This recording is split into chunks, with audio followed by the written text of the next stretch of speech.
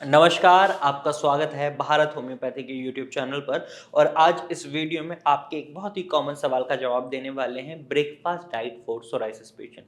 बहुत सोराइसिस के रोगियों के मन में ये सवाल चल रहा होता है कि सुबह के नाश्ते में हम क्या चीज़ें खाएं और क्या चीज़ें नहीं, क्योंकि उन्हें हमेशा ये डर बना रहता है कि कहीं कोई ऐसी चीज़ ना खा लें जिसकी वजह से उनका सोराइसिस एग्रीवेट हो जाए। तो आज की वीडियो आपके लिए बहुत खास रहने वाली है, तो आप इस वीडियो को एंड तक देखिएगा और इस जानकारी का पूरा फ़ायदा उठाइएगा। और साथ ही अगर आप सोराइसिस से पीड़ित हैं, तो इस चैनल को ज़रूर सब्सक्राइब करें, क्योंकि इस चैनल पर हम हर हफ्ते सोराइसिस से संबंधित जानकारी लेकर आते हैं जो आपके लिए बेनिफिशियल हो सकती है। तो चैनल को सब्सक्राइब करना बिल्कुल ना भूलें, साथ ही बेल आइकन को दबा दीजिएगा। चलिए आगे बढ़ते हैं और जानते हैं सोराइसिस के लिए बेस्ट ब्रेकफास्ट डाइट क्या रह सकती है। तो बेस्ट ब्रेकफास्ट डाइट की जब हम बात कर रहे हैं, तो इसे बनाने का जो तरीका होता है उसको भी जानना बहुत ज़रूरी है। कुछ मसालों का जानना ज़रूरी है कि ये मसाले हम खा भी सकते हैं या नहीं।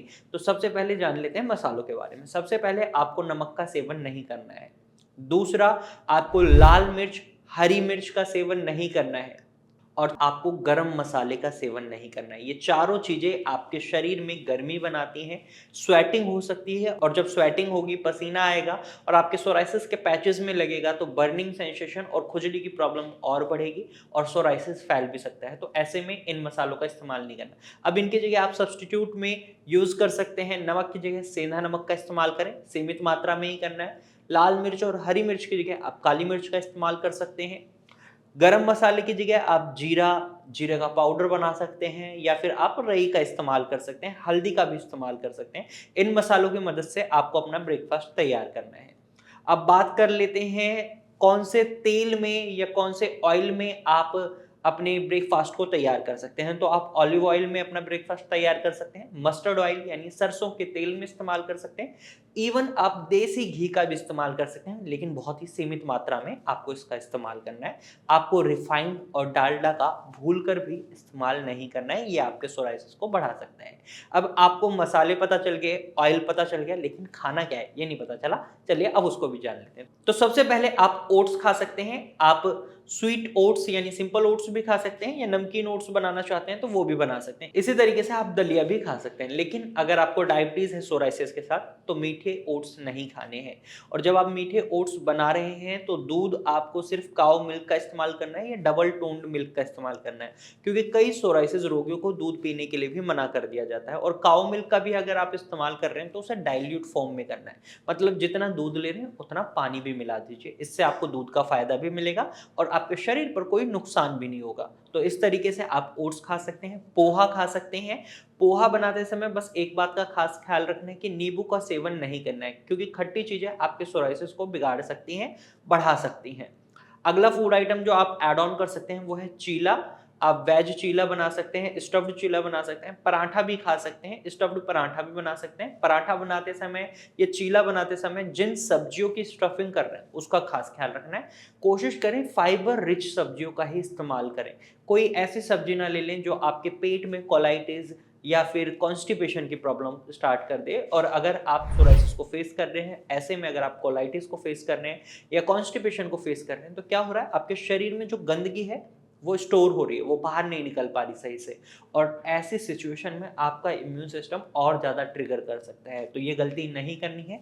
तुरंत ही आपको क्या करना है, आपको अपनी डाइट में हाई फाइबर रिच फूड्स को इंक्लूड करना है, और स्टफिंग के लिए भी हाई फाइबर रिच वेजिटेबल्स को यूज करना है। आप मूली, गाजर, प्याज का इस्तेमाल कर सकते हैं, इवन आप गोभी का भी इस्तेमाल कर सकते हैं। वहीं कई लोगों का मन करता है मॉर्निंग में छाछ पीने का या फिर आपका लस्सी पीने का। तो छाछ आप नहीं पी सकते। छाछ और लस्सी में थोड़ा डिफरेंस होता है। छाछ थोड़ी ज़्यादा थिक होती है और लस्सी थोड़ी हल्की होती है, तो आप लस्सी पी सकते हैं। वहीं कई सोराइसिस रोगियों का मन करता है साउथ इंडियन फूड खाने का ब्रेकफास्ट के टाइम, तो आप ब्रेकफास्ट में साउथ इंडियन फूड भी ले सकते हैं। जैसे आप डोसा बनाकर खा सकते हैं, मसाला डोसा खा सकते हैं, प्लेन डोसा खा सकते हैं। मसाला डोसा में खास बात का ख्याल रखना है, आलू बहुत सीमित मात्रा में ही डालने, ज़्यादा मात्रा में आलू का सेवन भी नहीं करना है।